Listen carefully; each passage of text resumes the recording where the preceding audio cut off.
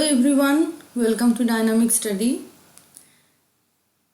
This is class number 19 and this is the fourth part of Important Autobiographical Works in English Literature.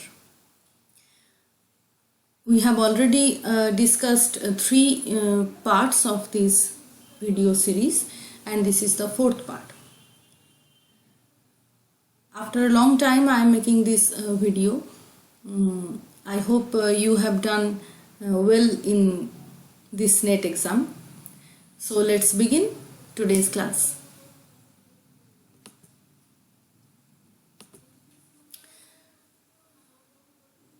The first autobiography which we will discuss today is Dream of Fair to Middling Women.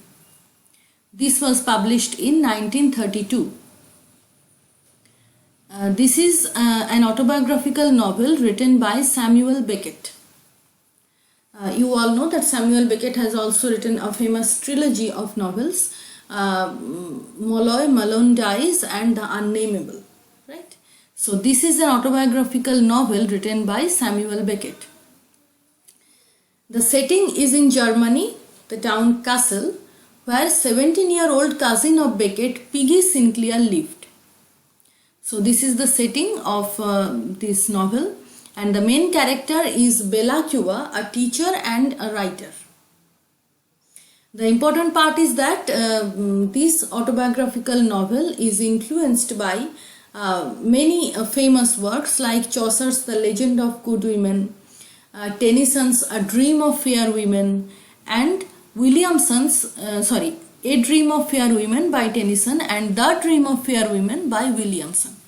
So all of these works influenced Samuel Beckett's autobiographical novel Dream of Fair to Middling Women. Okay. Next one is The Thief's Journal, 1949. This is a partly autobiographical novel written by Jean Genet. Jean Genet is also the writer of some other important novels like The Balcony.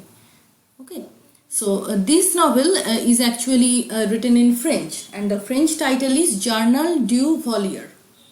So this title, Journal du Voleur, is translated into English as The Thief's Journal. Now the important part is that it is dedicated to two famous theorists, Jean-Paul Sartre and Simone de Beauvoir, and the foreword is written by Jean-Paul Sartre. That's why it is important. And what is this novel all about? It is actually a series of homosexual love affairs between the author and an anti-hero. So this work is based on the theme of male prostitution. That's why it is important. So remember all these important details. It was published in 1949. We move on to next one. The Sun Also Rises. Very famous autobiographical novel by Ernest Hemingway. You all know that. It was published in 1926. Now this novel was first published in London under the title Fiesta. So Fiesta was the actual title or original title of this novel. Later the title was changed to The Sun Also Rises, and it is based on Hemingway's trip to Spain in 1925. So what is this novel all about? It is actually a story of the American and British expatriates who travel from Paris to watch the bullfights. So this is the context of this novel, and the basic plot line is a love story of Jack Barnes. He is the main protagonist. Now who is Jack Barnes? Jack Barnes is a journalist and his beloved Lady Brett Ashley, a twice divorced English woman. So a very controversial love story is written here. The Sun Also Rises. Please read the detailed summary of this novel, or you can also read the detailed text. This is a very important work of Ernest Hemingway. Okay, and it is associated with Lost Generation. Next, Typee.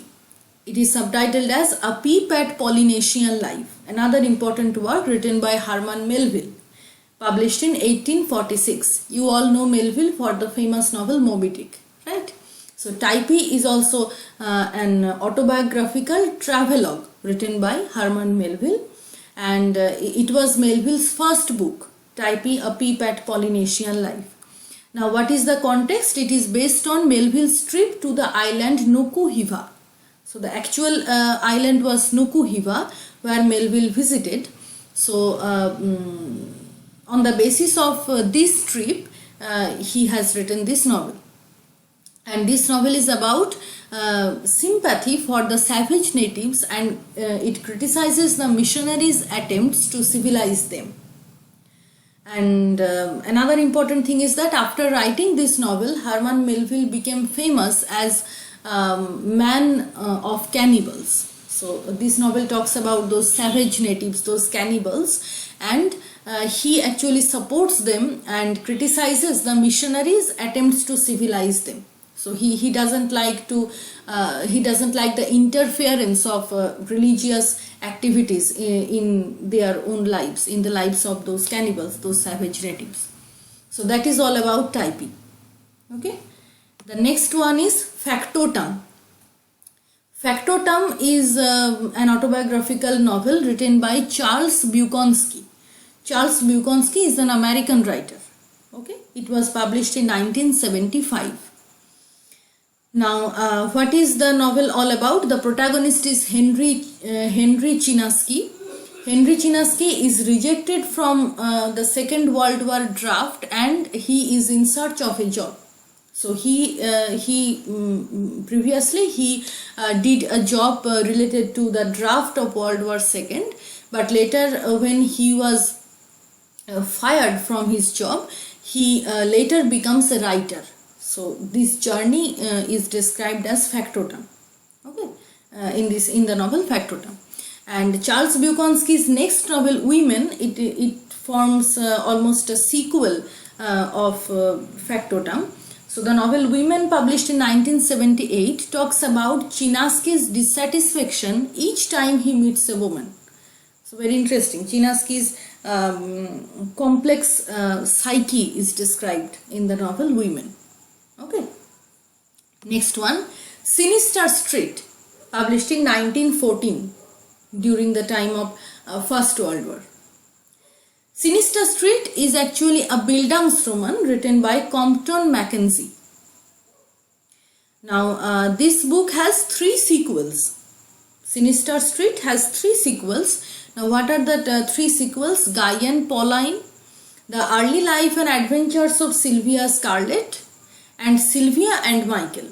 These are the 3 sequels of this novel, Sinister Street. And it deals with the lives of Michael Fenn.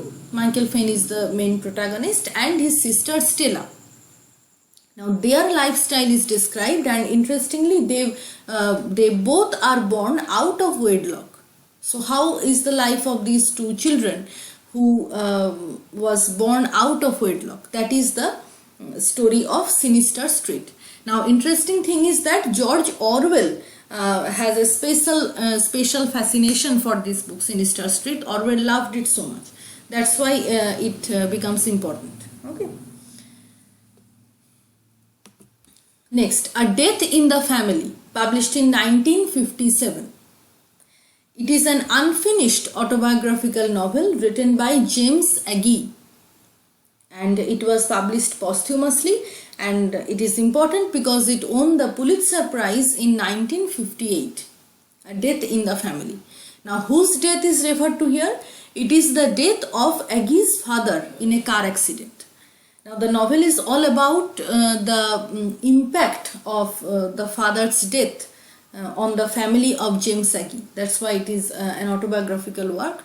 Agee himself described the impact of his father's death in a car accident on their family. And what happened, that after the death of James Agee, his family was also facing the same condition. His family was left in financial crisis, and the publication of this novel brought money to them. So the novel is about the tragedy which has happened to Agee's family, when his father died. And what happened that after writing this novel, when James Agee himself died, his family was also left with the same problem, the same financial crisis. And when this novel was published posthumously, they got some money. So that is the context of this novel, A Death in the Family. Frost in May. This was published in 1933. This is an autobiographical novel written by Antonia White. This novel is all about the conflict between a self-determined young girl and an authoritarian regime. So a young girl who has her own views, who can assert her own views and viewpoints. So how she faces a lot of challenges while living under an authoritarian regime. That is the main plot of this novel, Frost in May. Next, Down and Out in Paris and London, published in 1933. This is a memoir written by George Orwell. It has two parts, and the first part talks about the experience of causal labor in restaurant kitchens in Paris, and the second part talks about the experience of a tramp while traveling through London. So two cities are described, Paris and London. The first part talks about the condition of the labor, or the experience of doing labor in a restaurant in Paris. That is the first part, and the second part is in the voice of a tramp. A tramp himself narrates his own experience when he travels throughout the London city. So these two parts actually talk about the pathetic conditions of the poor people living in these two cities, Paris and London. That's why it is titled as Down and Out in Paris and London. So the throughout condition of the poor people, the level of the poverty is described here in this memoir. And on the cover page of the first edition, Orwell has mentioned a declaration. Now what is this declaration? Orwell said, "This is in our view an extremely forceful and socially important document. The picture drawn by the author is completely convincing, and though it is quite terrible, it holds the attention far more closely than do 90% of novels." So the declaration asserted the authenticity of the text, that it is not at all fictional. It is very real and convincing description, very first-hand description of the poverty level, of the conditions of the poor people in these two cities.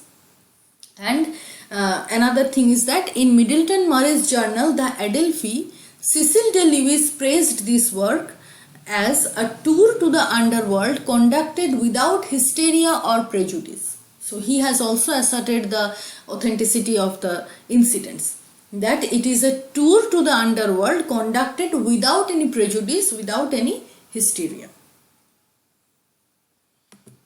The next one is Invisible Man, 1952. Now, The Invisible Man is a work by H.G. Wells, and Invisible Man is written by Ralph Ellison. It is actually a part of African American literature, Ralph Ellison. Now, Harold Bloom has praised this novel a lot, and important thing is that Barack Obama's memoir, Dreams from My Father, is modeled on this work, Invisible Man. Now, what is the story? It is narrated by an anonymous black man who is socially invisible. So, black people are always marginalized, always sidelined. So, that kind of a black man is the narrator of this novel, who is socially invisible. Now, he lives in an underground room with hundreds of electric lights operated by the power stolen from the electric grid. That is the setting of this novel, Invisible Man. Okay. So, that is the end of today's class. I hope this video series are helping you a lot. Thank you very much. Keep on watching Dynamic Study. Keep on learning. Please like this video, share this video with your friends, and also please put your views in the comment section. We will meet very soon in our next class. Have a nice day. Bye bye.